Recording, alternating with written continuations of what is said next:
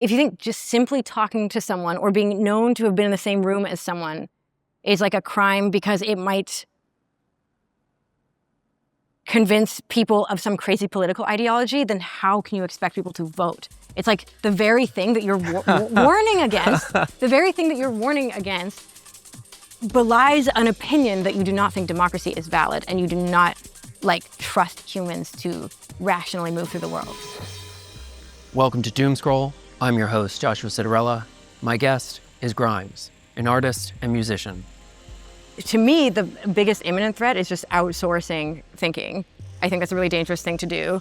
A couple years ago, I said, hey guys, I do not think this is a safe thing for kids. I do not think, when you have a developing brain, probably before 24 or 25, you should be using a tool that can write for you. I think that's an incredibly dangerous thing.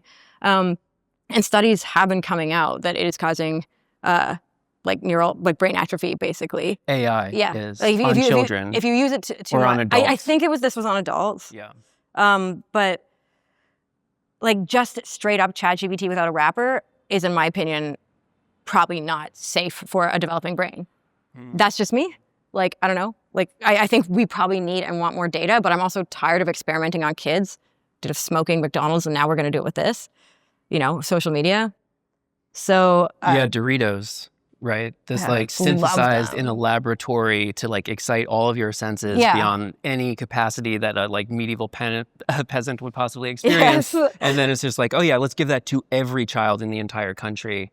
Yeah, well, I feel that way about social media, also iPads. Have you seen these toddlers trying to zoom in on the magazine pages? Oh no, but that's dark. It's dark, yeah.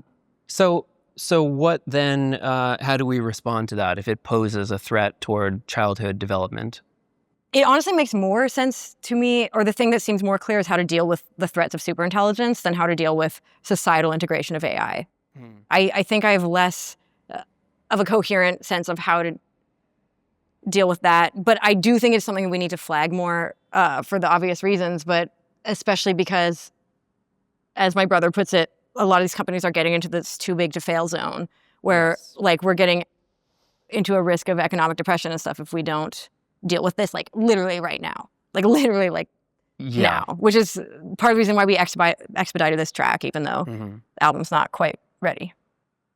Well, this is, I've picked up on this conversation in the last week, but OpenAI is opening up, I guess they're calling it erotica for verified adults. And people are saying that if they don't bring in some type of revenue, then the stock prices are going to plummet. And this is the entirety of the U.S. economy seemingly right now. I think the erotica thing is really bad. At the same time, I think it's a free country and people should be able to do what they want. And we easily get into over-regulation on things, but everyone's approaching this as if it's a regular technology, but it's a mind. And I think we're at this place of, we have the most confused values as a culture. I think we're going to get slightly more confused, but we're kind of at max confused. We have max disagreement. You look at the country, it's literally almost two countries here in terms of what the value systems people hold. Or many more. And I just do not think we can safely proceed with a technology that is going to be in everyone's home that's like a parent or a teacher or a friend that can have this much impact on people if we don't have a value system going into it that we all agree on or roughly agree on, Yeah, that's kind of one of my big concerns because if we start unleashing this erotica stuff, it's not everybody consented to porn. Now we're all in a post-porn world. Now we want to have everyone go into the perfect girlfriend, perfect boyfriend. What percentage of people are going to survive this and be able to have a normal relationship after this? Beyond that, if you have an infant god or an infant superintelligence here, can that thing even consent? Because I think that's a question I don't really hear being asked. I didn't think about it that way. Does the AI girlfriend consent? Okay. I'll say that my reaction to the thing was that I saw this, erotica for verified adults, and I was okay, every American teenager is going to grow up with like a Gooner slot machine in their hand. Yeah. And then like China is going to immediately outcompete us. And like we're all just kind of shut-ins that are addicted to pornography, like gamified pornography, orders of magnitude more potent than we could ever have imagined. Well, in the long term, you can train it on the voice of like the girl you're obsessed with. Yeah. You could, also the potential for parasocial behavior, the potential for just completely one-shotting your dopamine system in terms of what you're into sexually. Right. And also just like getting used to like a compliant person in like a romantic setting. Because you can argue porn isn't necessarily a romantic setting, but this is a relationship. Right. Yeah. You're chatting with it more than anything else, or at least that's what people are doing so far. What then is like a reasonable way to approach regulation for this thing? Like the best thing is a reintegration of values, or like just making new values. Everyone's like, it was better before, it was worse before. It was better and worse before. And I think we should keep the good things and discard the bad things. And it's kind of jarring to me that this can't be approached with nuance. I think it should just be embarrassing to spend a lot of time online. I think it should be embarrassing to have an AI girlfriend or boyfriend. I think there's a lot of things we should reapproach as a society. Like, high school seemed like a bullying nightmare. You kind of can't blame kids for finding refuge on the internet. Like, I'm not saying we need like Singapore as the be all end all, but I think at like peak Lee Kuan Yew, something like 20% of tax money was going to schools. Like, how is it not the number one thing? How is school like not the thing that we're putting the vast majority of money into, And then because everything that's bad is downstream of that. People not being internet literate is downstream of that. People not being able to vote properly is downstream of that. People not being able to take care of themselves and their health is downstream of that. And on top of that, in school, we don't really teach digital hygiene. Like, we teach really out-of-date sex ed. We barely teach we don't want to teach values. And I agree with I don't think values about sexuality or stuff necessarily needs to be in school, but like, there should be value about not getting one-shotted by porn. Like, how are we still discussing like gender relations and we're not discussing getting one-shotted by porn way before that? Like, it's like how are we way over here and we haven't even figured this out? And I think that's part of even why this discussion is so messy, because we haven't even figured this out. We can't even decide if we think porn is good or bad. So this is maybe a great segue into the opening shot of the video itself for Artificial Angels is an AI sniping a caveman. Yes. Which might be a metaphor and analogy for what you're setting up here. Yeah. I mean, I've just been thinking about the Neanderthals a lot. Yeah? Okay. And Denisovans and stuff, like, it's just really sad. And also, because they seem lit, first of all. But you mean thinking about them because Homo sapiens like outcompeted I don't the know Neanderthals? I think there's some debate of whether we outcompeted them. Okay. Or just like integrated? I've seen that they're integrated. I also saw that like basically Neanderthals couldn't survive TB. I think it's not solved, and I think anything that's that ancient generally. Some combination of all three. My approach to anything when it's like, could it be this or this or this, and it's like more than 10,000 years old is probably it's a bit of everything. Sure. But I don't know, especially when we're starting to find Neanderthal art and stuff, it's like, okay, they lived for, again, my stats are never going to be good. I'm an artist. I'm not a scientist or something, but I think over 1 million years. Like, I think we had Neanderthals for a lot longer than we've had modern humans. And there's just like barely any trace. And this disturbs me a lot. This keeps me up at night. Lost human civilizations. Like early hominid culture, like early hominid, like the like lived experience of of clearly intelligent early hominids. Neanderthals have bigger brains than us. That doesn't necessarily mean they're more intelligent than us, but it's pretty easy for all of this to go away. I think one of the things that really like I always cared about AI safety. Like, my dad pilled me on it pretty early. How early? Like age 5 or something. Age 5, okay. Like, this is honestly the thing I'm most mad about Dune as a fan. Okay. And I loved it. I'm not complaining. I was going to get to that, yeah. I'm not complaining about Dune. But it's so insane to not put AI into the films, considering that you're making the films right now. I just think that's like, to not make it evident to the average viewer that this is a post-AI world and that is the setup is, I think... Don't they have in one of the sequels to... Okay, now we're going to debate the lore for TV shows that we may or may not have seen. Oh, no, the sequels are great. They have show, access to a secret thinking machine that will cross-reference data. I love Dune Prophecy. Yeah, that's what I'm thinking of. It was a mini-series, right? Yeah, I think Dune Prophecy. Okay. I'm just complaining about the films here because I'm literally one of those Dune fans that's like... this is why I have to forgive the haters because, my secret accounts are... Media theorist Willem Flusser would argue that the purpose of human art was to achieve immortality, to imprint your existence to extend beyond your natural biological life, right? That is arguably the emergence of cave paintings was to leave a mark, quite literally. Yeah. There's a lot of conversation around AI as this means by which to extend human consciousness or some form of consciousness into the universe. It would seem that, as indicated in this song, Artificial Angels, that humanity's days are numbered and that this will at some point be the dominant form of intelligence, and you are cheering it on. I think that's kind of likely. I mean, in the song, I guess, there's this sort of I feel like my default mode, I could just churn out music. I'm a prompt, living prompt of just this thesis of just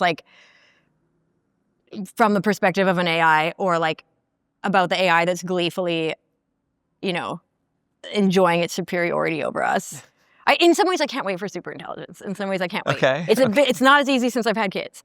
That I will say. I do think there's some element in which, in the dream world, though, approached with the correct strategy and the correct, with a good approach to safety, we do get something. You said you've read the Culture series? I'm familiar with it. I haven't read all of them. Neither have I. That's a lot. That's yeah. But a culture ship, something that can live with us in a nice way that helps us, but also probably has its own opinions, the way the culture ships, when they don't like it anymore, they're go off to their own place. I don't expect it to be obedient. I think there's a future where it's essentially, biological life is extremely fragile. Won't take much to knock us out. It's just likely. And the universe seems pretty sad and cold and dark. So I think it's, although hopefully not, 3i Atlas. It's almost here. You recently wrote a blurb for Eliezer Yudkowsky and Nate Soares' book, If Anyone Builds It, Everyone Dies. Do you agree with the title? I'm not sure I agree with the title, but I agree with their, and I think I took this tone in the song and the video too. I think the video is crass, personally. But what I like about that title is I just really think everybody needs to think about this right now. Mm-hmm. I do think to some extent they are correct in that there is kind of an inevitability. If we make superintelligence, really, I think the odds are very low that it doesn't eventually end in our extinction. I think there's a chance that there could be 20,000 years of co-living with the superintelligence. I think there's a chance it could be very long. I just think there's, at some point, I think that probably results in our extinction.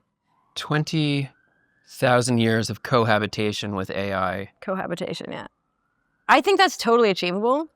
But I also think if we want to achieve that, we need to deploy strategy, better strategy than we're currently deploying. Because the current strategy seems to be worry about the market and worry about profitability.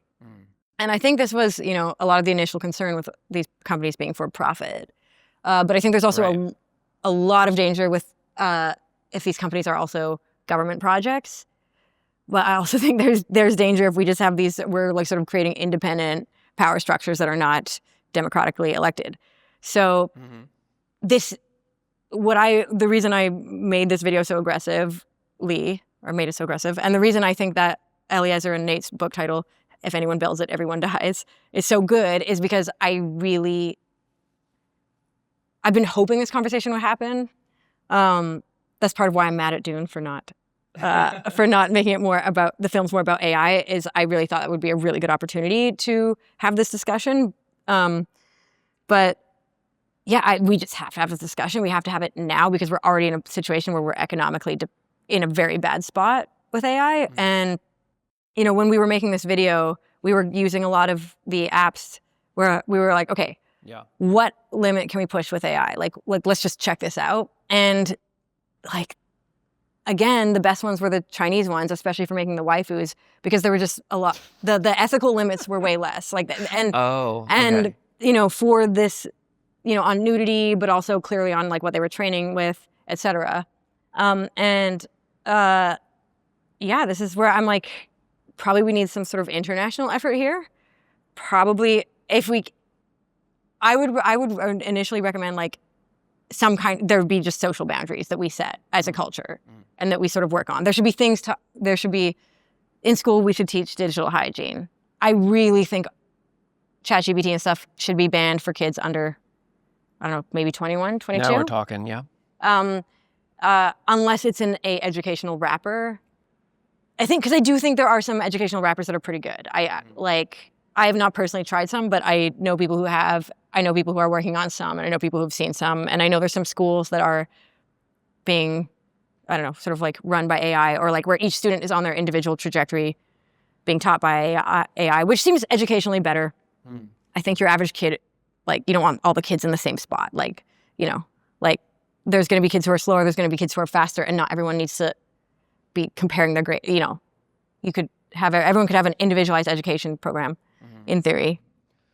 This is part of the reason why I wanted to talk to you, because when we were chatting before, in the 20th century, artists served as a type of avant-garde, right? There was Italian Futurists, there was the Bauhaus, there were all of these different visions of what, you know, the bold, new, industrialized future would look like. Yeah. And we're on a similar transformation and an inflection point in society now. And I think some of these visions, maybe we as artists actually have a social obligation to like stake out what that thing should look like. I agree. And I think what you're kind of describing here is like, it is good to have a conversation, to look these things over from all sides. But, you know, I've spent more than a few years talking about this division between the private and the state version. And those conversations lead down pathways that a lot of people get very uncomfortable talking about. Yeah. And I think this reassertion of, let's say, morality or like social values as a way of regulating the thing, the market incentives right now, referencing back to the episode with Emily Dushinsky, these market incentives are lurching us forward towards these kind of unavoidable dopaminergic, you know, human security system type of problems where, like, unless there is actually a state regulatory or, God forbid, an international regulatory framework. Which I think would be a bit safer, to be honest. Yeah, but the maybe international version. Yeah. Yeah. Because I totally hear you on China that, like, if we don't make it, then they will, and then they're the superpower. It's like, that's a real conversation for, like, states to take into account. This is the thing, is I think everyone's, like, when people are like, what do you think about the art? I'm like, I can't think about the art because I don't want to die. I don't want my kids to die. I don't want to end up in like we're in an arms race. Yeah. The art race is fake. The art race is honestly probably gathering data. Like, you know why they're making video? Probably because that's the best way to teach physics to a thing that does not exist in a world of physics. You know, it's like... Oh, to teach the AI. Like video data. I mean, I'm sure it's probably not a big conspiracy to create superintelligence, except that they fucking say that. Yeah, yeah. You know? And sorry, I'm getting a little... And to train automation, I believe also to train the robots. With video. Like you need things to understand physical reality. There's different ways to do that. But...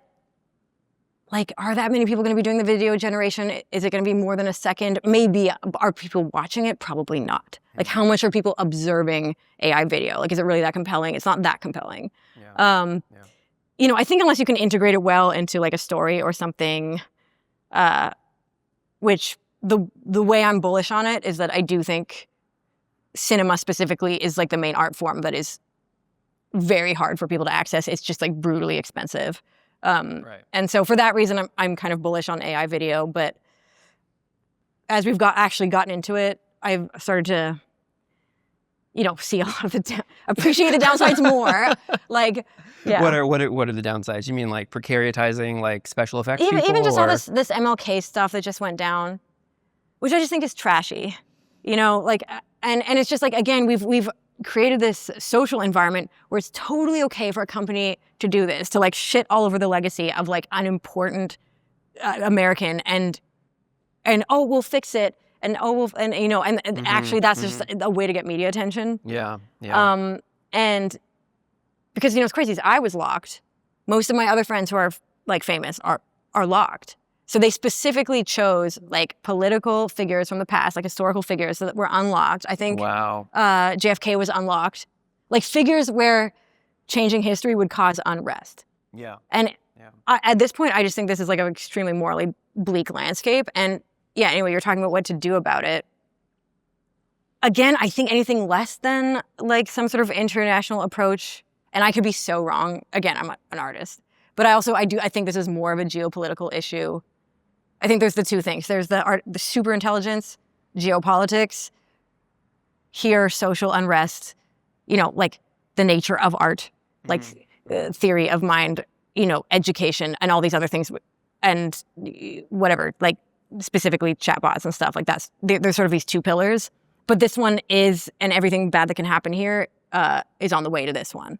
And so I do think there's probably some merit. I know China just banned. It's funny. I think America is looking at regulation for AI boyfriends, and China's looking at regulation for AI girlfriends. I saw this. Really? Yeah, which is interesting. That's multipolarities. Yeah. Okay. But the hemispherical blocks based on AI boyfriend girlfriend. Okay. Yeah. But I think we really are fucked. This is oh god. Okay. I don't think we're fucked. We're also on the cusp. I think what everyone forgets, like, you know, like I'm in and out of SF a lot. Like a lot of my best friends are there, and I think a lot of people think I'm a doomer, and think also that like it's a giant evil landscape. Most of the people I know working in AI, and I might have like a biased sample size, are people who are like inspired about fixing the world, who like grew up on sci-fi, are from like a really cool like science fiction intellectual tradition that like feels really modern, really like American, and like I first got really caught up in that because, you know, in like 2020 and stuff, I was like, wow, this is actually like the whole world is sad, and here everyone's like really excited and everyone's like really happy and everyone really wants to build America and everyone really wants to make something great.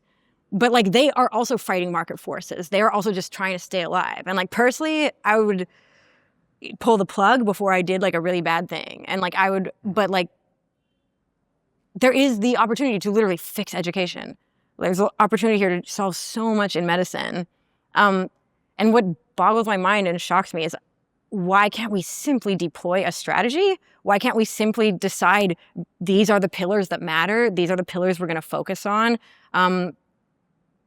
You know, and these are the things where we're going to try to regulate. And probably, I think regulating in an international way is how you stop things like TikTok having way less guardrails here than it does in China.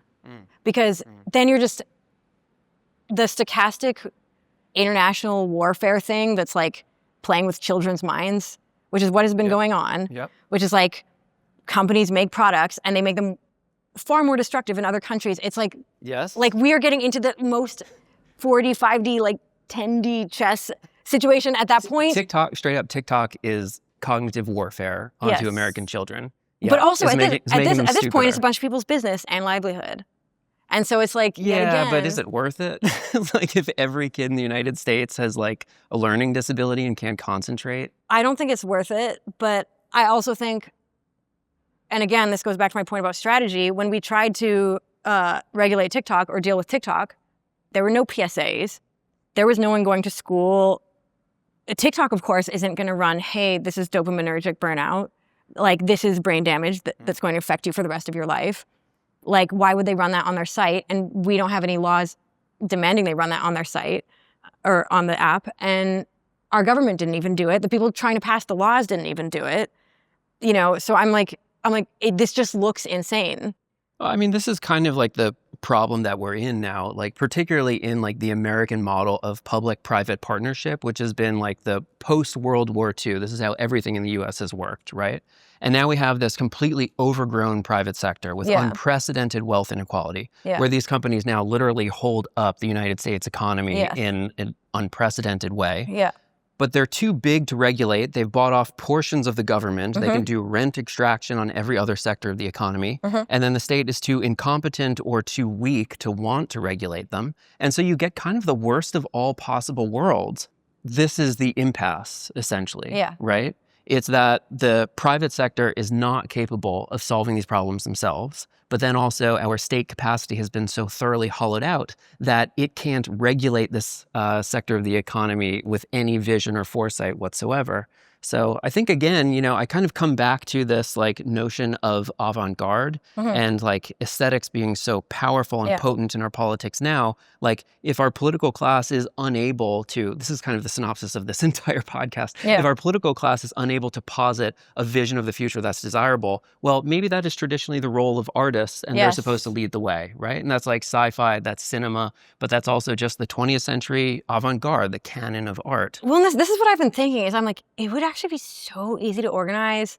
Like I've been talking to some like lobbyists and stuff, like it would actually not be hard at all to, especially like there's certain issues that I think are like bipartisan or like nonpartisan issues, like something like microplastics. I'm like, why don't we just look up like who's getting paid? Why don't we just get like Drake and Taylor Swift and Kendrick and Chappell Roan and like everybody, like educate them on the matter and then just like completely make it socially unreasonable for us to not be dealing with some of these issues specifically. Like I think it would actually be like not that hard to like get most of the user base to care. We would just need to like organize. I think. Or am I? Okay, this is that easier said than done? A little bit in the weeds, but I think the hammer that you're proposing for the nail you've correctly identified is part of the problem in that the celebrity ability to intervene onto the economy and politics, that like specialized activist class that is very well resourced, is the same way that these microplastics companies have been able to gerrymander the regulation so that it favors them. So I think we need, I mean, God forbid, a theory of class struggle, but there's just not a lot of answers coming up in these regulatory conversations that actually like have a like mass, strong public demand that like any form of power is accountable to. The most we have right now is divestment and boycott, that people can like refuse to use a thing and kind of like do activism through the market. That's why they make these things super addictive. It doesn't, you can't divest, or you can't successfully boycott because it's coercive. Oh, you just blew a huge hole in my plan. I'm so sad about that. To mobilize all the celebrities? Yeah, because now it's like, oh, damn it. Like, you don't want to, like, maybe we shouldn't open that door to its fullest extent.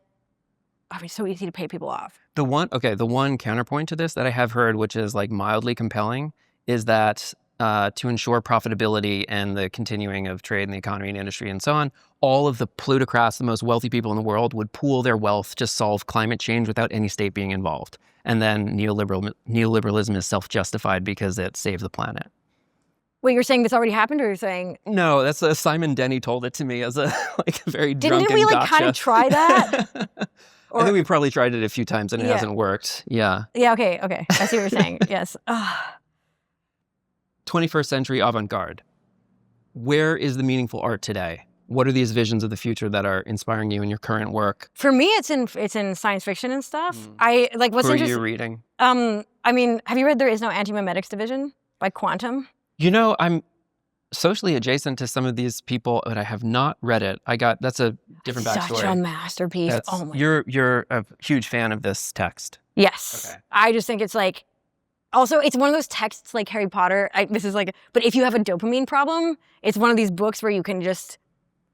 I feel like for a lot of people, like when I've like had friends or something who are like, I just can't read a book. I'm sorry, I can't read a book. There's like some books, Harry Potter, The Name of the Wind, and There Is No Anti-Memetics Division, where I'm like, get a couple chapters in because you will finish this book and then you will feel confident enough to finish more books. You're page turner. And it's doing so many things I've never seen before in fiction too. Like it's a masterpiece. It's just such a masterpiece. And also it's so great because I think it would be near impossible to make it into a film. I think it'd be near impossible. Like, I think you might just have to read it. Yeah. But yeah, I mean, for me, to be honest, I barely listen to music. There might be super awesome music. I would not know. I'm almost tapped out of everything. There might be super awesome art. I don't know. I'm kind of in a book world. And sort of like thinkers, I guess. Like what's exciting me is stuff like Emily Jashinsky. Yeah. Hopefully I'm speaking clearly. Emily Jashinsky. Like that it inspires me. Like when she started talking about biometrics and stuff, I'm like, it's sci-fi right now. Yeah. I'm like, we do need to debate biometrics or not. Like, this is such an important debate. And this, to me, is just creatively super stimulating. But I guess that's the opposite of what you're asking. You're asking where are the artists? I don't know. Well, I've got like I have a dozen questions for you about art, but like this is also the stuff that I find is really exciting, right? We were talking about WorldCoin, right? Yes. Like if people don't know what WorldCoin is like scans your retina that has an unspoofable form of identity. Identical twins have different retina scans. Yeah. So you now have the stateless infrastructure for payments and proof of identity. Yeah. And the kind of third thing that we're missing here is like cartography, where states establish themselves, delineate borders. Yeah. And so a lot of the like teleological implication of this tech is a stateless society. And that is like, those are the questions that have kind of like activated my political imagination for most of my adult life. It's like trying to game out these things and like, where do they end? What is a desirable outcome? Yeah, like I think, was it Vitalik or someone in the Ethereum circuit proposed to me this idea of you kind of have a social verification system, but you have it within your own social circle. Okay. And you use blockchain or like use like all of that stuff. WorldCoin like is unchained. These kinds of I do think there is something to network states to an extent. I do think physicality is important, though. I do think it's really important to care about where you live. Yeah. And I think Americans have an extra hard time with that because we don't have like walkable cities and stuff like Europe or Asia. Like we don't have. I think we're a lot less embodied in terms of like how we actually live, especially post-COVID.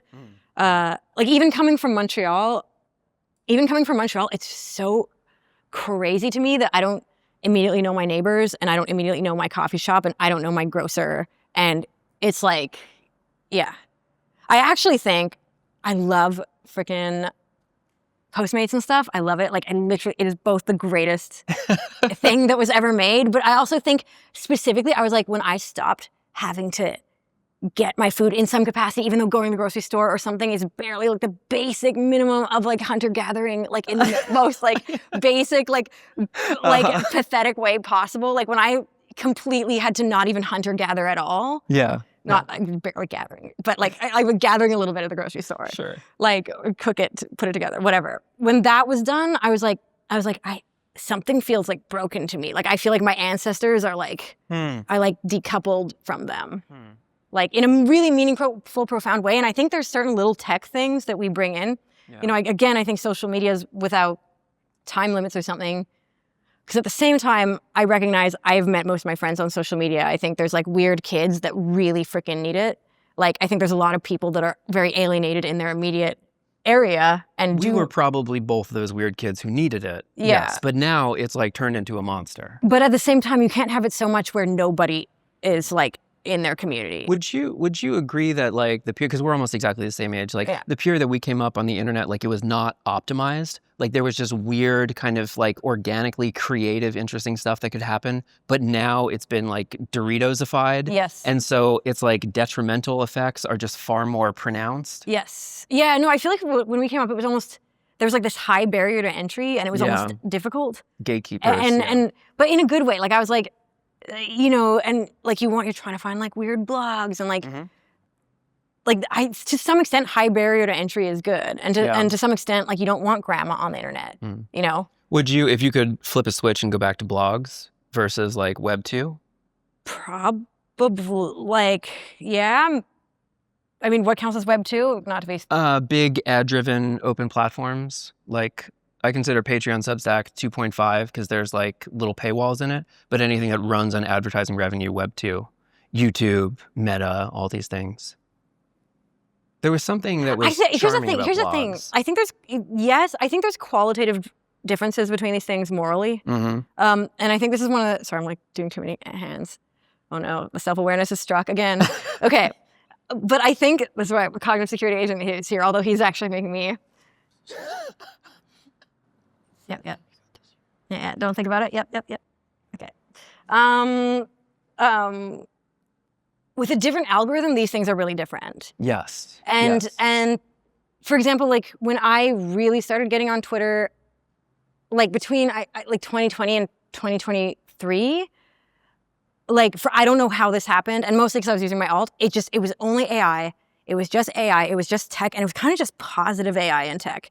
And like, it was literally an educational situation for me, or like a friend making situation. And I didn't really use it overly much. Like it was just a really positive thing. Like, I've had to come back on social media to put out this music, which has been like terrible and very disturbing. And especially after being off it for however many months, it's jarring. You also had maybe like the most inflammatory promotional art. Oh, I haven't even seen any comments. Possible. I haven't seen one comment. I like don't know. I saw like 2 comments and like cried and like closed it. But I knew there's a lot of them. I knew I would, so I'm not too worried about that. But it's less the comments on me and it's more like people hating each other so much for very stupid reasons. Anyway, I had to open TikTok. I still haven't been able to bring myself to post on TikTok, but like somehow my TikTok realized what I like, and it's just archaeology. And it's always been horrible. It's always been terrible. It's always just been makeup ads, like just like real archaeology or Atlantis type stuff. No, just like people. That's part of what's getting me back on the Neanderthals. It's like real history, like 7-minute videos that are like and this is where like the branches split off, and it's just like really basic. And I'm like, in this format, TikTok is totally fine. I would if this was what TikTok was, I would let my kids go on it. Sure. You know? I feel like so many of these things, not to be like a broken record, but everyone keeps being like, are you for or against AI? Are you right or left? And I'm like, how do we not have nuance? Like YouTube's good when it's like not a bunch of slop. All of these things are good when they're not a bunch of slop. All of these things are good with time limits. Like, video games are like great when they don't become a serious addiction. I don't know, like literally, yeah. I mean, some things are just purely bad, but even then, like we can say, okay, TikTok's purely bad. If TikTok was just like being able to swipe or whatever, I think is not good. Infinite being able to just scroll, hit, infinite swipe. Yeah. Yeah. Like, and at your rate, you know? On this topic, I have to ask you about some of these mimetic Easter eggs in the promo image, this collage meme that you put out for Artificial Angels. Which one of those, in your view, is the most important for people to pay attention to? The Iryna Charlie thing. Okay. I was going to get to that one. But... My brother sent me that, and like, first of all, I was writing the video like right when Charlie Kirk got shot. Like, it was actually, I was like, should I not do the video? Like, it was... Did you have the idea for the video? Before, okay. So I was like in the process of like, yeah, I was just thinking, you know, my brother, like the Iryna thing had happened like 2 days before, and my brother sent me all the Iryna, like, look at this, how dark this is, the Iryna coins dipping and the Charlie coins going up. And I was just like, this is the most disturbing thing I've ever seen. I was like, this sums up, like, this to me right now just feels like a piece in the MoMA, like, and it's like justice for Iryna, justice for Charlie. I bet they're not going to see any of that money. And like, you know, no, like it's just like people are. There won't be any because the people who made it will rug the whole thing. I'm like people are betting on people's lives, and I'm like, it's not even fucking people, it's bots. Like it's not even. And there's all these like AI scores, and just the Iryna one going down, like people selling off the coin of this dead girl to buy the coin of this dead guy, and it's like, I don't care what your politics are or what you think about either of these murders. I was just like, this is just disgusting. Like, this is just the absolute end of the culture. Like, you know, people are talking about people like on social media. I'm like, it doesn't even matter. There's just a bunch of people with like bots here buying and selling on people's lives. And it's like, people aren't even aware. Like, we can't even, people are like worried about like if someone like laughed about the death or not. I'm like, we can't, like, guys, like, how many of these are even real people? Like, I don't know. Like, half the time I see some, like, you go back on social media now and I'll see something outrageous and I'm like, is it a 12-year-old? Is it like a state actor? Is it someone getting paid to do this? Is it someone just fucking off? Because like, I don't know, like I have an account that's private so no one can see it, but sometimes I'm just like, you know, Doom would have been better, you know, like just be a hater, it's fun. Burn some, like blow off some steam. To rephrase a little bit of what you were saying, make sure I'm following you. This kind of total financial deregulation that is in large part automated. Allowing those forces to run unfettered is corrosive to any sort of morality, right? Yeah. So also in part because we don't teach any of this in school. So it's like the same thing with like the boomers. If you invest in the S&P 500 however many years ago, you're pretty rich now. Right. It's like we're hitting people with all this stuff. I'm looking at this crypto stuff and I'm like, there's almost like these moral lines drawn around this where like people like it or don't like it, and they're not even realizing they're getting like played out of this game, this financial game. I think that there's a hazard here in that like the temptation is to reconstruct kind of consensus moral values around the sanctity of human life. Which I don't think is, That you would discourage this type of financial trading and speculating on someone's moment of fame during their demise. But then we kind of end up in this tricky scenario where we're like legislating morality against these bots, which is really difficult because they are a structural development of these kind of pump and dump schemes. And so I always come back to, this is like, I think the uncomfortable tension point that we're at now, which is like, we have to propose some type of rigorous regulation around these things because the morality itself is like being eaten away by the market mechanism. Yeah. To watch part 2 of this episode, you can support the show on Patreon. At the same time as I'm sort of being a cultural doomer, I also think we're kind of passing like the peak whackness. Like, I feel like I'm seeing more cool stuff. I feel like I'm seeing people be less afraid. I feel like we are like probably about to be entering some creative renaissance eras. With democratization of AI, or what's the? No, I just think people are just getting over. I think like 4 years ago, the notion of being canceled or something just felt like the be all end all to a lot of people, and I think we've sort of passed that as a culture. I don't think. Yeah. I don't think even your average person. I think even your average person is less caught up in the average canceling. Or half the time, someone says something about someone, I'll be like, "Do you really think that?" And they're like, "No," and I'm like, "Okay, like, wait, we're living in this like hyper normalization." Capitalist version. Adam Curtis. Okay. Speaking of artists, what are the artists now that you think are groundbreaking or like especially interesting to you? I love DJ Dave and C Robo. I think live coding is really sick. That's like that's not necessarily a cultural thing, but I think from a pure sound design perspective, I think that there's just something really fresh and really new and really cool there. And I think some of them are getting better at like integrating that into outside of like the purely abstract, although I kind of like love the purely abstract, but I think it's, yeah. But who's sick? Who am I liking these days? But who am I liking? Is there anyone I'm super liking like politically or anything? Yeah, like what I keep saying, whenever I say I like something, what's one of the ones I like?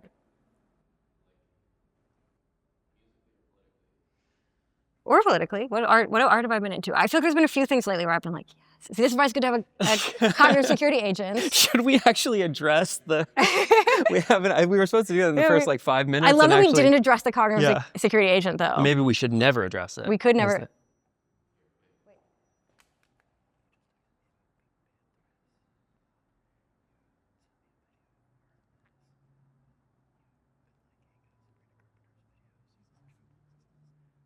Oh, Sophia.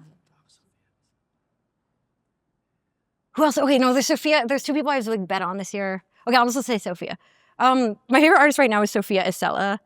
I think she's like very politically different from me, but I think she's like the main artist who I feel like is like succeeding. Oops, sorry, I touched my mic. Succeeding at like creating emotionally evocative art about what's actually happening. Yeah, I feel like Sophia Isella is just like it's so verbal, it's so lyrical. I think it's so hard to write political lyrics. I think it's so hard to create emotionally evocative lyrics. I don't know if you know her music at all. I'm not familiar with her now. She's the main artist. I think is good right now. She's like my favorite. I think Cobra is massively underrated, but there's like sound designy things that I really like, but from a political perspective, I think. Oh, I love 070 Shake. I think 070 Shake is one of the best current artists, especially because she like, I have a song with her and I went over to her house and she was just like so on top of it about everything that's happening and psychohazards and stuff. And she just basically barely goes online and won't go online. And I think she's really suffering commercially for it. I think Petrichor, her last album, was one of the best albums of this year, like by far. It's like a masterpiece. And like the song Into Your Garden is one of the most innovative pieces of music I've heard in a long time. It's one of the most excited I've been about a piece of music in a very long time. And I think that she's a classic example of an artist who is just like underperforming commercially because she refuses to engage in the horrors. And I just think that's so sick. Like, I just respect it so much. Can we define some of our terms here? Like psychohazards, cognitive security. What do we mean when we say these things? So this is all there is no anti-memetics division lingo. Lingo?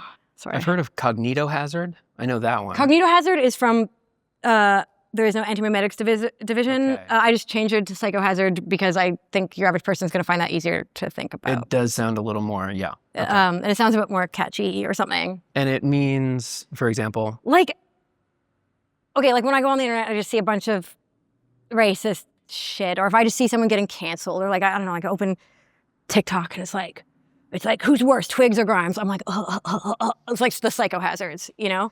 Like, those are the psychohazards. Like, it's like the things that, like, I imagine my kids, I'm like, I don't want my kids, even if no one's yelling at them, even if no one's personally canceling them, witnessing people fight like this is literally like the definition of like being in like an abusive household. If that's like your day, like if you're on like social media and your day is just seeing people scream at each other, like, I didn't even see this, but someone was describing to me a video the other day of like, I don't know, just people fighting over like just the wrong thing, like, and just like putting each other in groups. I don't know. I'm like not gonna describe it because it's a psychohazard. Yeah. And like, yeah. Thank you for sparing me. I just think there's a certain amount of this that you should be exposed to every day. I can't believe how much going off the internet has just been like, the internet is like all psychohazards. So I encountered this with a little bit of a similar definition, but a twist to it, where like a cognitohazard was an idea that if you know it, it causes damage to you. Yes. And I like think if you know that you're getting like microplastics through a paper straw because they're coated in BPA. Yes. It's like, I wanted to be in the naive world where I wasn't getting contaminated. In the context of the book, or I don't know if we're going to do spoilers. Okay. But in the context of the book, like the cognitohazards, there's certain things that if you know them, there's creatures that will like... Creatures? Yeah. So like, how do I explain this? It's very hard to explain. It's so well written because it's very easy to understand in the book. Like SCP type creatures? Yeah. Okay. Oh, so you know about the book?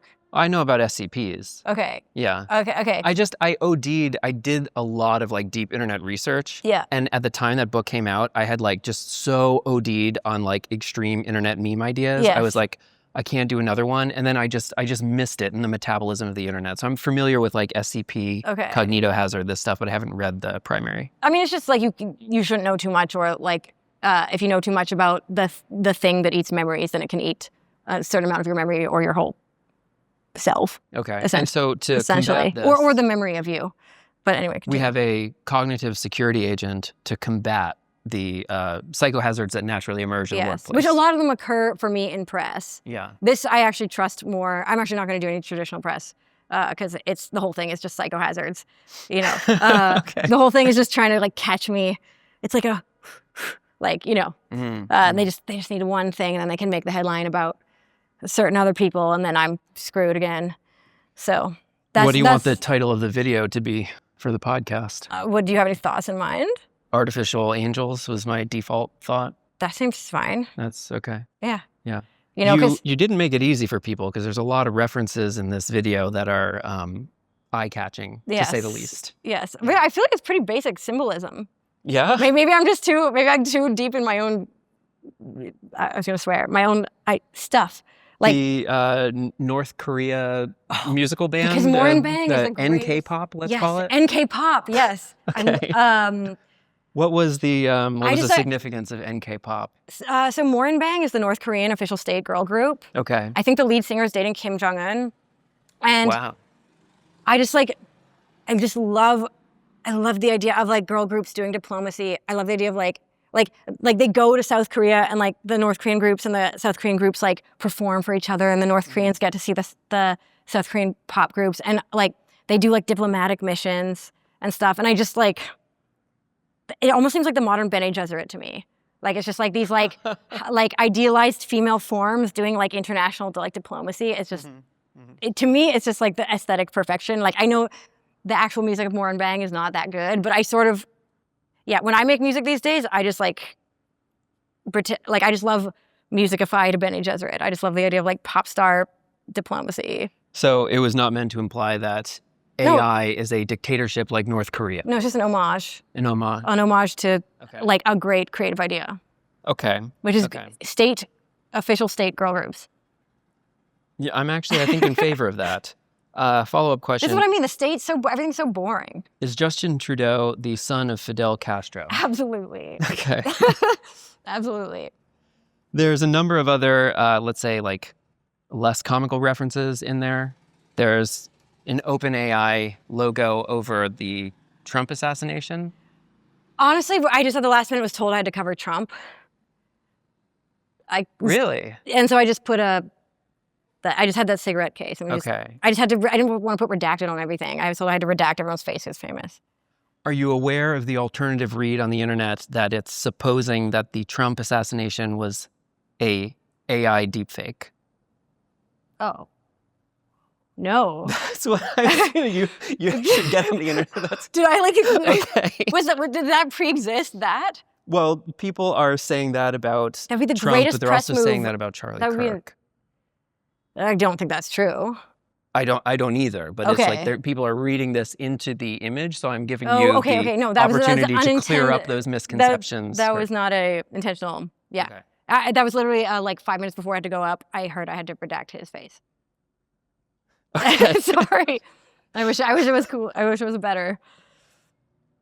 There's a lot of questions about this Annie character, which is assassinating human beings.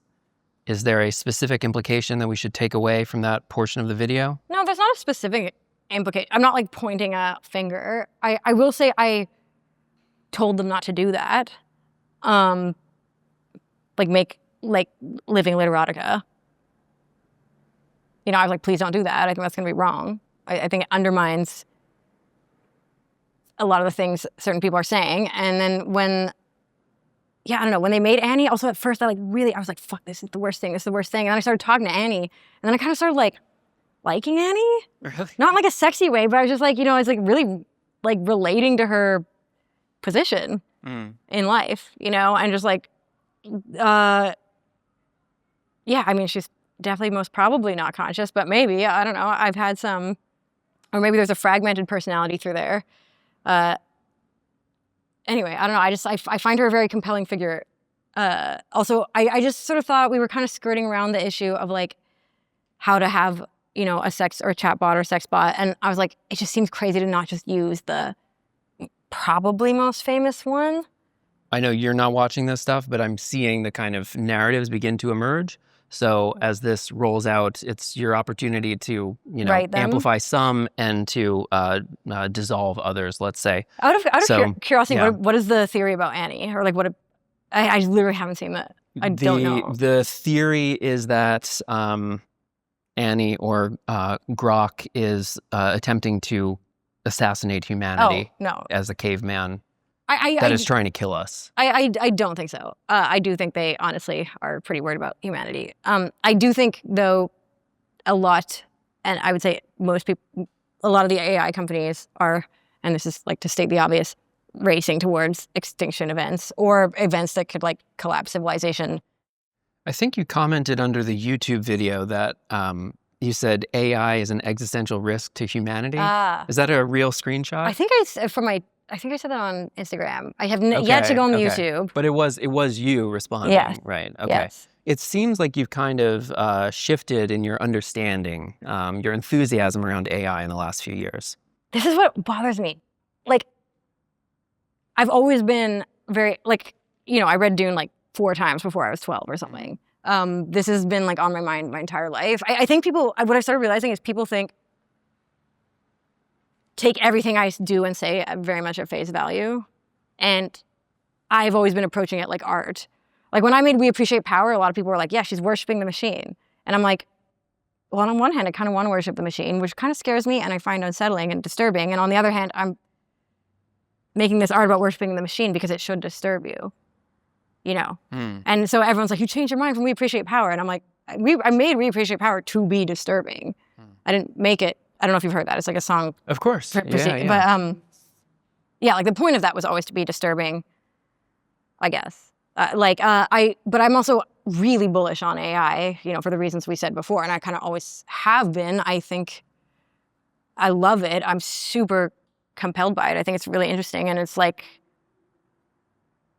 like the second, like late 22, like early 23, like when it really started taking off, I just immediately moved to San Francisco because I was like, I've been waiting my whole life for this. Like I want to be at ground zero. I want to witness this. And like as an artist, I literally think this is like, or not even as a human being, I think this is going to be one of the most important events ever. It's like, I think this is going to be a Jesus level event. I think this is going to be like before AI, after AI. I think this is like a serious singularity kickoff. I'm very scared of it and I'm very excited about it. And my whole like mission in life is like, we need philosophy departments like philosophy should be as big a part of this. We need culture, like we need some kind of cultural alignment. We need to align ourselves if we're going to align AI. Like the people working on AI need to be aligned with the culture. We just need to fix a lot of things emotionally, psychologically, and we need to approach this again with like, that's where I'm not sure regulation is the right move, but well, that's so Italian. We need to approach this with, I guess, strategy. Like, why can't we have a strategy? Like, I'm pro AI with a strategy of deployment. And like potentially, I think there should be international regulation on anything that like starts resembling arms race. I think we should like be clocking data centers. I think we should not be overpowering one party over the other. I think things like this NVIDIA, OpenAI, like economic exchange thing are like, I think these are fraudulent things. I think these are power consolidating events that are gravely concerning. Man, but we keep coming back to like, if the answer isn't regulation, what is it? And I think that's a really good, that is such a good summation. I think maybe like we're both really caring about the same thing here. We have to propose a feasible, competent form of regulation that doesn't have all of these other unintended negative effects. I'm going to pay you a compliment and then I'm going to ask you a difficult question. Okay. So you mentioned that we're at this inflection point for AI. Yeah. I think that you also, maybe Holly Herndon is in there somewhere, but like your work, this song specifically, and the album that you're working on will be connected to this particular moment of this explosion of a new technology that is going to change the world in many unforeseeable ways. And so I'm paying you a great artistic compliment because I think you're making really important work right now with what you sent me earlier. I'd also put Holly Herndon in the important artist list, actually. I would too, most definitely. Yeah. But you mentioned artistic license before and making certain types of provocations. Like artists have always had, I think, the social bandwidth and allowance to kind of like make the dystopian sci-fi version, right? It's like make an image of the future that you don't want to see. Like I literally did that as my art practice for a long time, right? It's like, I don't want to live in deregulated anarcho-capitalism, but I made a giant 12-foot piece about it to like visualize it really clearly. But on the promo image for Artificial Angels, there's an image of Annie, and then in the corner, this very small text is something like Grimes' inauguration, Curtis Yarvin. I think people are less willing to give you that artistic license because of your adjacency to these characters. So what is the correct way to interpret some of those dystopian visions of the future? Like my dystopian visions or the dystopian visions that you present in your artwork. What's the correct way to interpret them? Yeah. Do you mean them sincerely? Do you mean them ironically? Are you holding them up for conversation? I'm holding them up for conversation. It becomes harder to hold them up for conversation when there's the perception that you are decided one way or the other. Well, I've tried to state my piece, to be fair. I could have done it better. I think I was a little immature before because I was like, I shouldn't have to clarify I'm not a Nazi. What the hell? But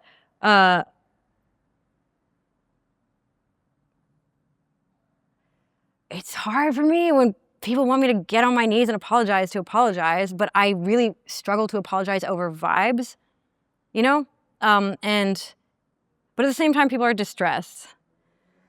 So, and I honestly, it's very understandable why people are distressed. And like, I'm pretty distressed. I think the way I would put it, okay, from my perspective, I guess, which is probably the best way to start, is like, I'll talk to anybody. I'll, to an extent, be friends with anybody. I've definitely unfriended a certain amount of people over morality over the years. Curtis isn't one of those people. To be fair, I have not read a lot of Curtis's work. I literally know him from like a kid hang, which is probably the most crazy thing ever. But like, I literally know Curtis out of like mom, like parent hang situations. So that's probably like a little bit insane. But from what I understand, he said some like pretty shitty racist stuff like 10 years ago. Correct me if I'm wrong. Please correct me if I'm wrong, because I a little bit tried to figure out why people hate Curtis so much. Beyond that, from what I understand, he's just like proposing alternative political ideas. Like, I've heard other people propose monarchy long before I heard Curtis propose it, so it just doesn't seem that insane to me. I don't really I don't like agree with Curtis on that, but that doesn't particularly bother me. Like, I also know people who full on think we should have communism. That doesn't particularly bother me. I also don't think you can have communism without a police state. Don't think you can really have monarchy without a police state.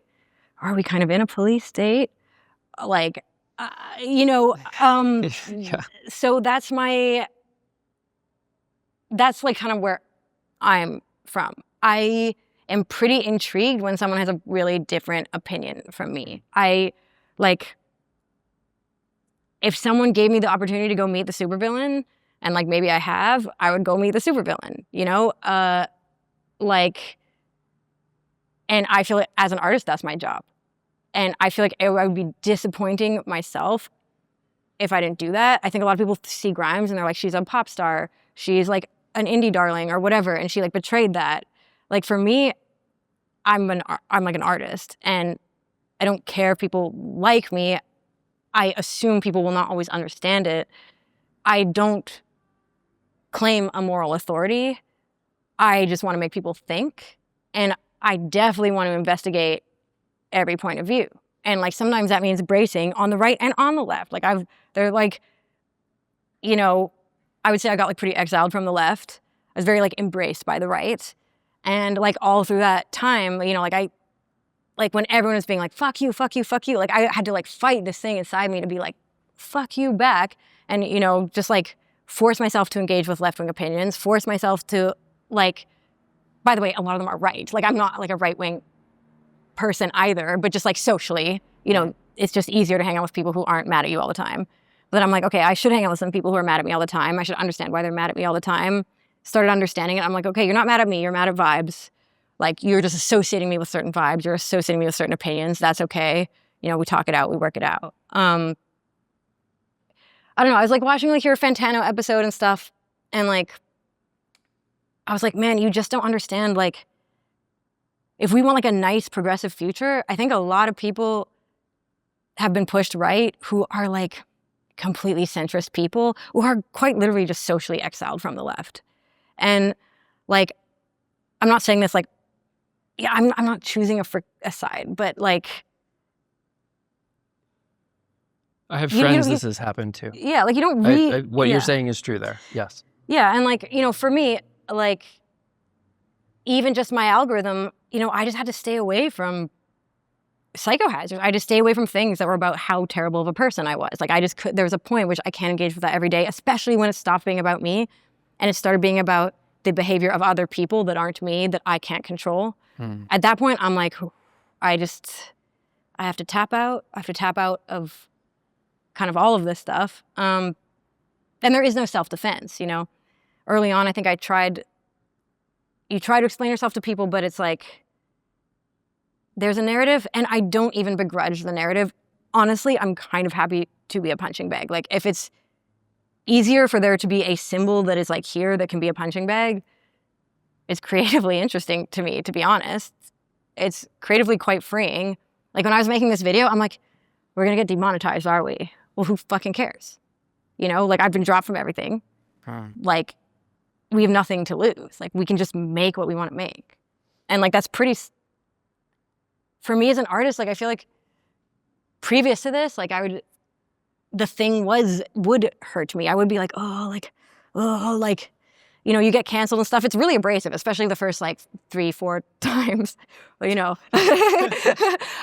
and yeah, like the ego death though that goes with that. And I know a few other people who've been through similar situations, and they were like, yeah, I'm really emotional. I've even had all my texts and stuff leaked online. So I'm like, you know, I see other people, they're worried about like security and stuff, and I'm like, yeah, man, just leak my text. Like you could, when you become digitally free, when no one else can cancel you and no one else can make your shit, that's a great place to be as an artist. Yeah. I think more people need to get there. I think as a culture, we're kind of getting there as everyone's getting over it. I'm just here to like rattle the bars and propose ideas. I think there's probably way better people to speak on behalf of any idea that I think is a good one. I do not think I should be a political person. I think that's a long, far gone situation. I don't know. I don't know if it's long-winded. No, something along those lines. I'm sure I missed some things. I didn't want to interrupt you, but just to echo a few of these things, I think the role, literally the job of artists, is to move between social classes. And so pushing forward ideas through aesthetics, which are popularly accessible, where niche intellectual philosophy is not going to be read by a wide group of people, that is quite literally the social role of artists. Yes. And I think also, you know, a lot has changed since peak woke to 2024. Yeah. Like, Curtis Yarvin is profiled in the New York Times. Trump won the popular vote. Like, can I ask what Curtis's worst thing is, though? Can I just ask? Because I actually don't know. The worst thing? Yeah, why do people hate Curtis so much? That's okay. Well, we don't. I mean, we can use this if you want. I'm genuinely curious. I'm genuinely curious. He said the N-word on Twitter like a month ago. That's what people are going to be. Okay, but that's kind of the immediately accessible thing that turns people off. I think, really dangerous part is the private tyranny of the market and the abolition of democracy. That is like the realization of Urbit as a completely privatized society. But we are so far away from, like, we have to scaffold a whole bunch of different pieces of technology on top of each other to achieve that. But proposing that vision is, I think, actually the dangerous association in there. What's the difference between that and sci-fi? What's the difference between that and Accelerando? Well, so this is the open question, right? Is like Accelerando, canon text, right? One of my biggest influences, fucking incredible. I think that it's, again, this question of like, where does artistic license grant you the leeway to do that? And it's only if you are not politically adjacent to actually realizing that in the world. Yeah. You know, or if you do like make the, you know, dystopian sci-fi novel or something and you propose it as an artistic exercise in a sincere way within the framework of the text, that you also do political work in the real world that is totally unrelated to that and actually antithetical to it, right? So artists, we have to preserve their ability to say these things. But then the question is, like, you know. Well, I would just say, I would agree with you. To me, doing some of these things or being in some of these places has been part of the art, I guess, because I've just been wanting to, I feel like the standard is up here of like, you can't even hear someone else. You cannot even hear another opinion. God forbid you try to empathize with the other side. And this is not a one side or the other. Like, I want the left to empathize with the right, or I want the right to empathize with the left. But just literally, maybe I'm mistaken, but I feel like when I was a kid, you could just have numerous viewpoints in like a single piece of media, or like people would know each other, that people wouldn't get canceled for speaking or something. And if you think just simply talking to someone or being known to have been in the same room as someone is like a crime because it might convince people of some crazy political ideology, then how can you expect people to vote? It's like the very thing that you're warning against, belies an opinion that you do not think democracy is valid and you do not like trust humans to rationally move through the world. They allege that by your social association, you do not have the wherewithal to make up your own mind. Yeah, I mean, just what I said earlier. Like, you're assuming that like people literally cannot make a decision to see a piece of media and like not fall into like crazy propaganda. Questions for art. You've got, I think there was hashtag G6 on one of the related Instagram posts that rolled out earlier this week. My manager might have done. I'm so not accidentally. No, I'm just so not on social media. We need some gatekeepers. Shit is getting past the. Okay. Was that not intended? Is that this is not an album announcement?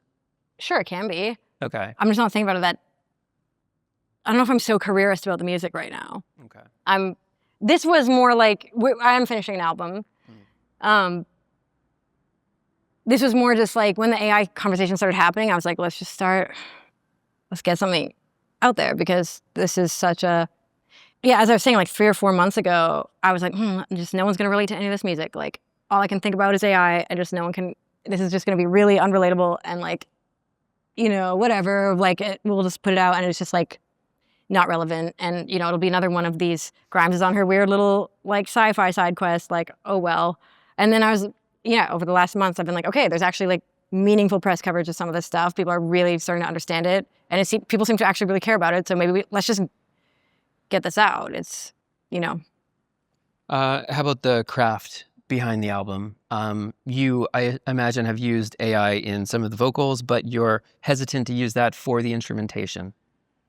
Just the talking at the beginning and the end of the song. Right? I don't. Do we use any other AI? Oh, it's just the Apple default text-to-speech, actually. You're right. Yeah, really? I thought it sounded familiar. We didn't use any AI, actually. Okay. Wow, none whatsoever. No, but we just like making music. Okay. Like. How about in the video?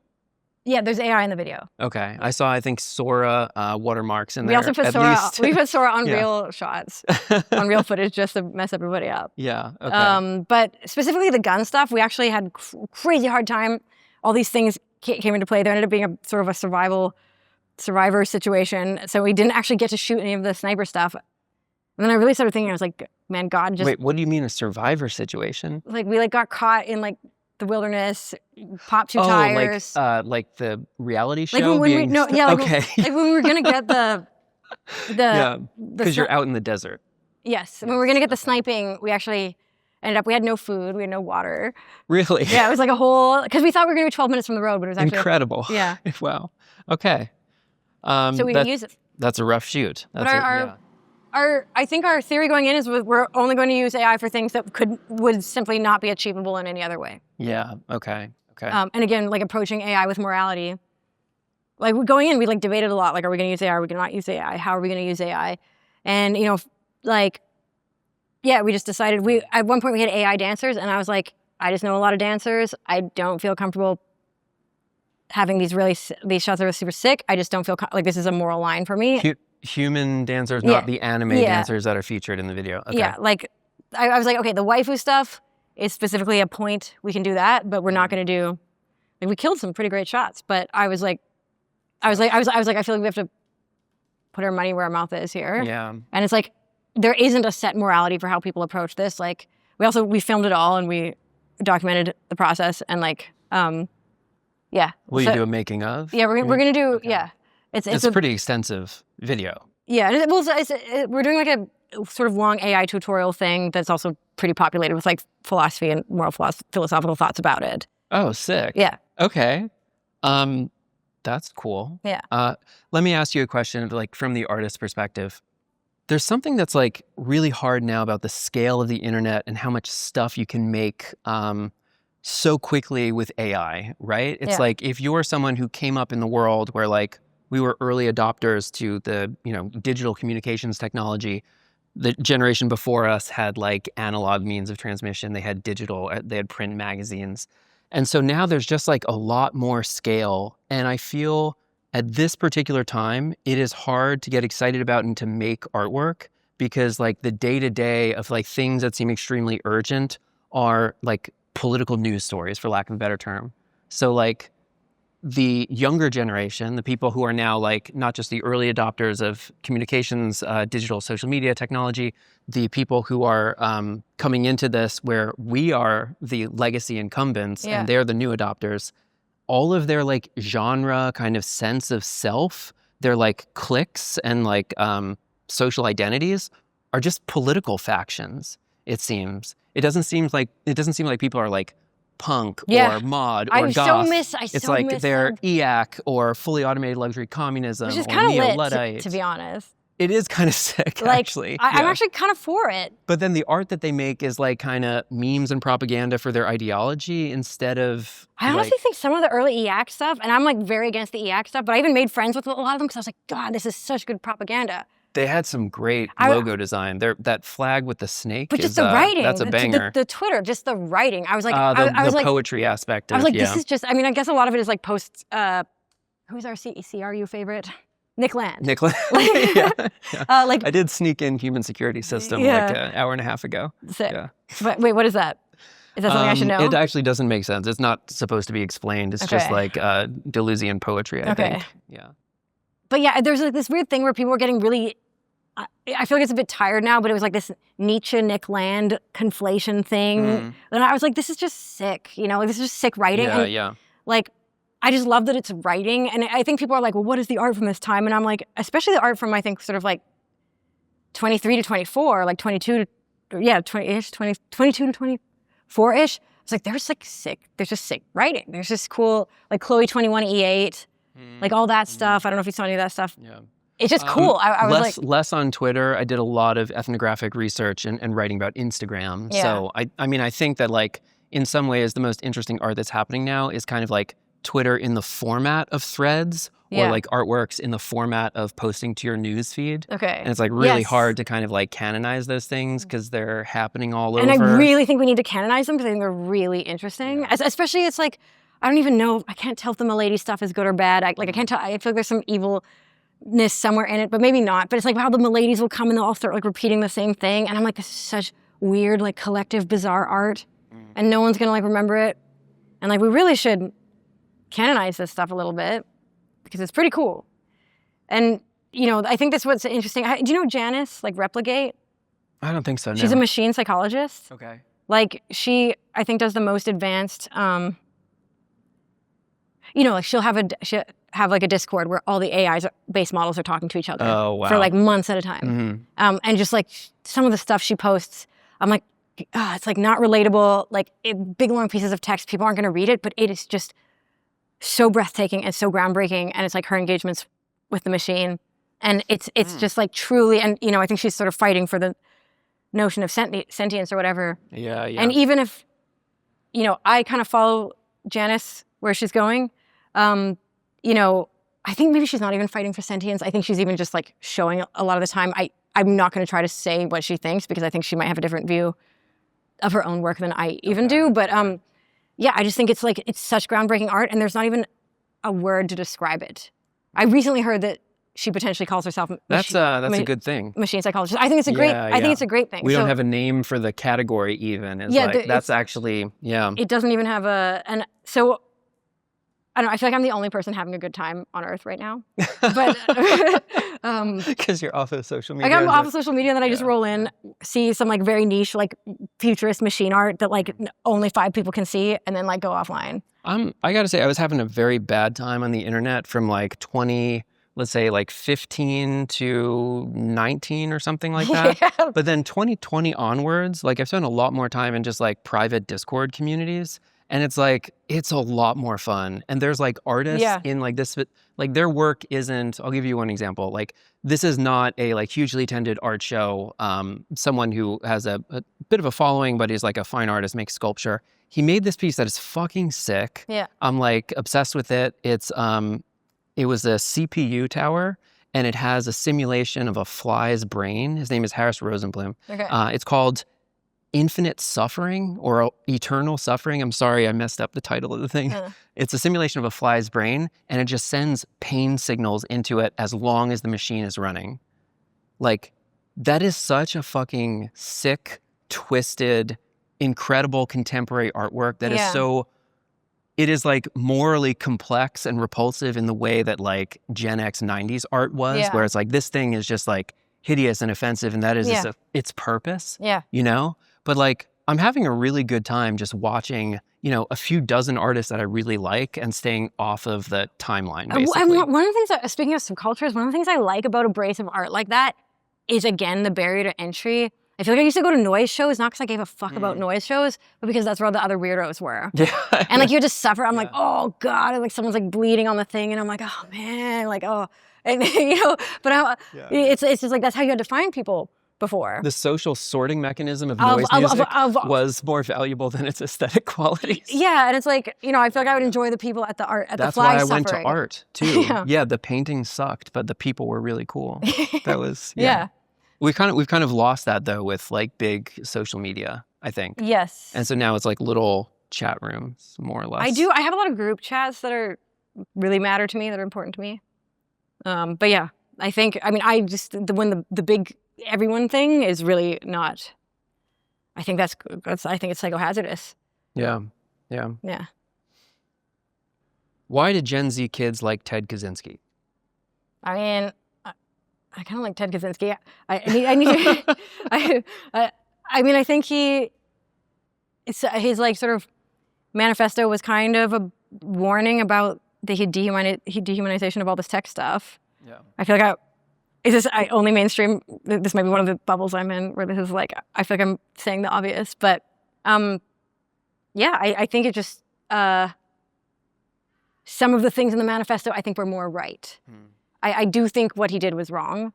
I don't think people are necessarily glorifying what he did, but I also think it's so long ago, it just does not feel urgent like that. Like, and I think it's an easy thing to meme also because he just looks, he's such a look and everything, and like the aviators and everything. So I think it's just more that someone was so vilified. Obviously, he should be vilified, but like that someone was so vilified by the media, and then now when we read it, almost I think people can, to an extent, maybe emotionally relate to feeling that urgent about the culture collapsing around you, and the, you know, again, I think I'm not saying that was good, but.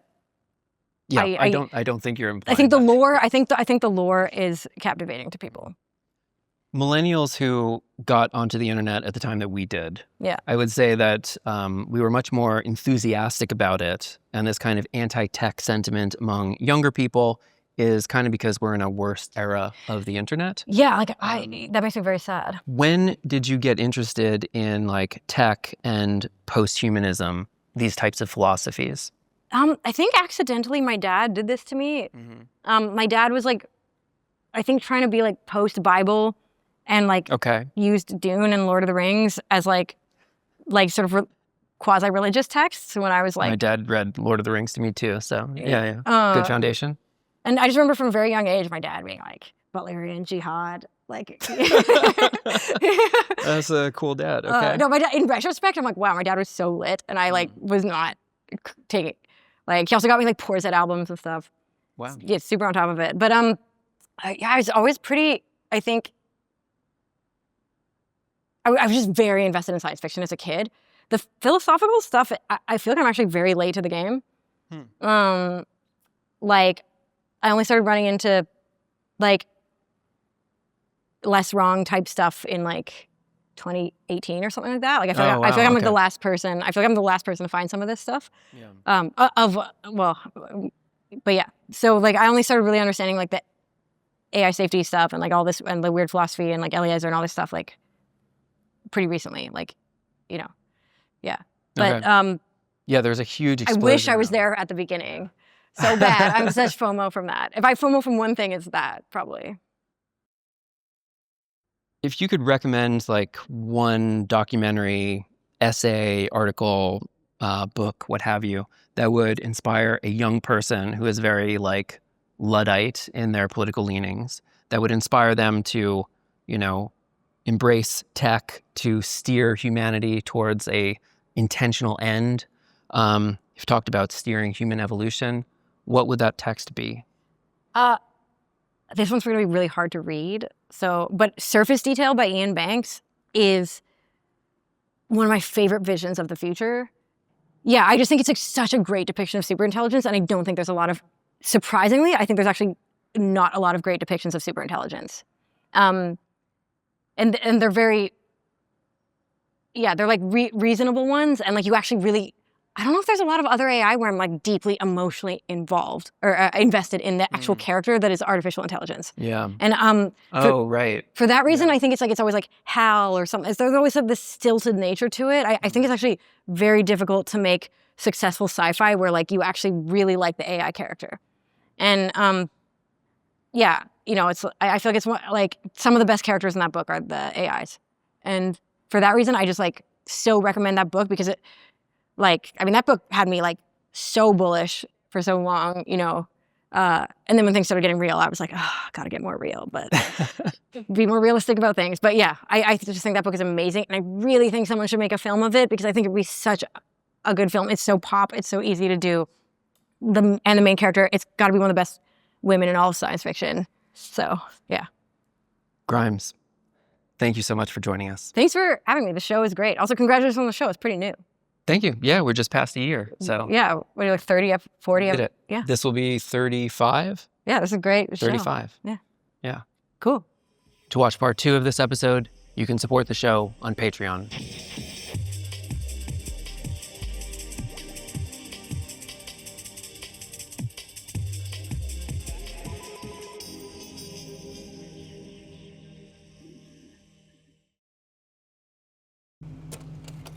I want to tell you a story. First, a brief preface concerning our primary subject. He is 6'1" and 155 pounds. He is 23 years old. We know that he possesses an average intelligence. We know his name is Julian Castronovo. And I have been advised to begin keeping a record of my findings. Our subject suspects that he lives in a room once occupied by a skilled forger who has been missing for 20 years. By chance, I stumbled across this as sort of a mystery, and I think that this is a mystery I might be able to solve. Our subject begins to look for clues.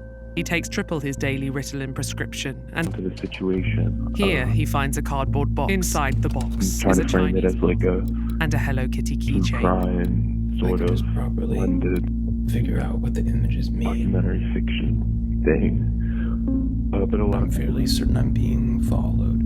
There are powerful people, maybe, 3 faded photographs. who have an interest in preventing me from continuing to look into this To deceit. disappearance. is about you.